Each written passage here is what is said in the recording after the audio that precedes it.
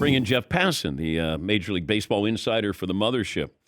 What happened yesterday or last night that all of a sudden Carlos Correa is a member of the New York Mets?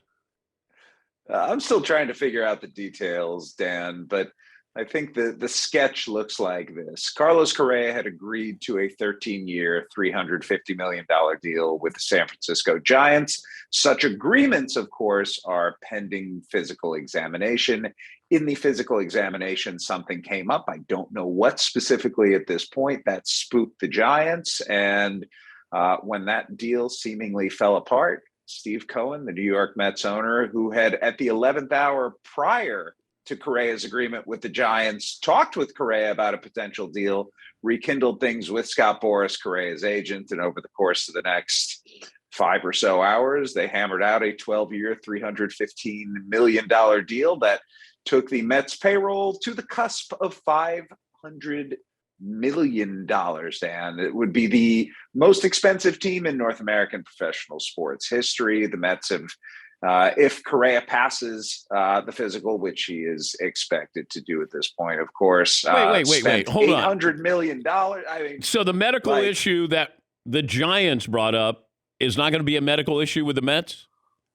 One would presume, if Steve Cohen's going on the record with the New York Post talking about how Carlos Correa is the missing piece. Now, maybe doctors go to him and say, no, you can't do this. I mean, we already saw that happen with a $350 million contract. But, you know, this sounds like cold feet, Jeff. This strikes me as, do you really want to go to the Giants? There's not much here. Wonderful franchise, wonderful city, great fan base. Do you really want to go here?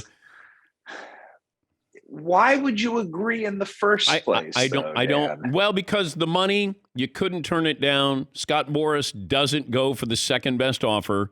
It's always the best offer. And you're going to turn down $350 million. Now you just signed for 13 for $315 or whatever it is.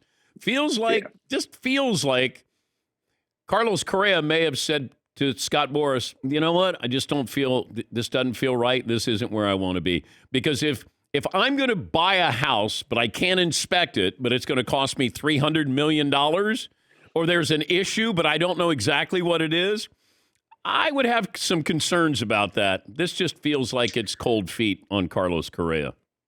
That I do not know at this point. I will say this, though. The medical evaluation process, it's complicated. You know, guys go through MRIs, they get blood work done. Stuff comes up.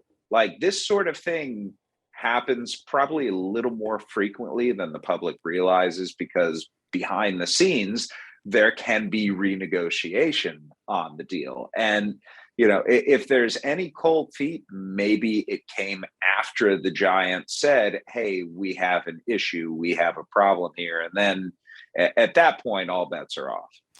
Is Steve Cohen spending intelligently as the Mets owner? No, of course not.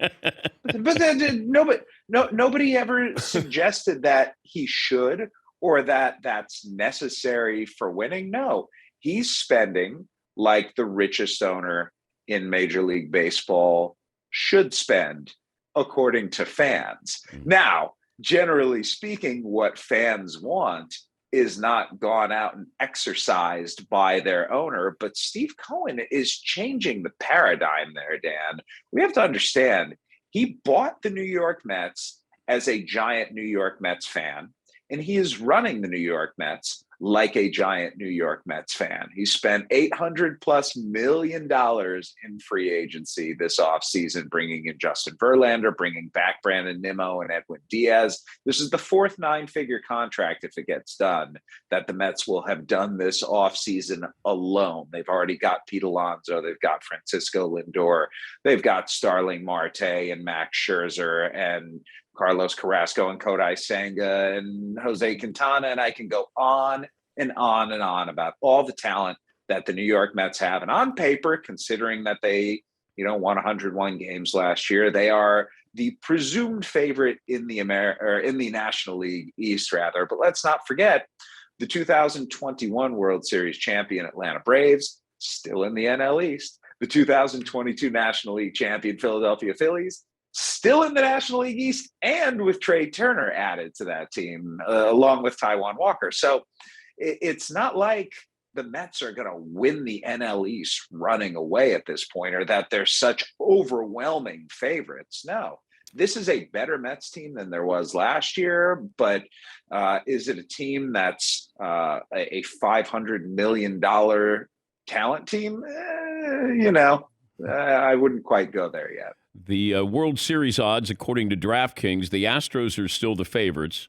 Then it's the Yankees and the Mets, and then it's the Dodgers after that. I'll leave you with this. Speaking of the Dodgers, given what happened with Carlos Correa playing with the Astros, would Dodger fans have accepted Carlos Correa if the Dodgers went out and signed him? I think that the second Carlos Correa hit the first big home run in a Los Angeles Dodgers uniform, they would love him, because that's how fans are. It's all about what you do in our laundry. Okay. But Carlos Correa is not going to be hitting any home runs in Dodger uniform, Dan. If everything goes as expected, and we know things sometimes don't go as expected, but if everything goes as expected, he will be a New York Met and a New York Met third baseman for a long time. Always great to talk to you, Jeff. Thank you. Pleasure's always mine, Dan. Thanks for having me. That's Jeff Passan, baseball insider for the Mothership.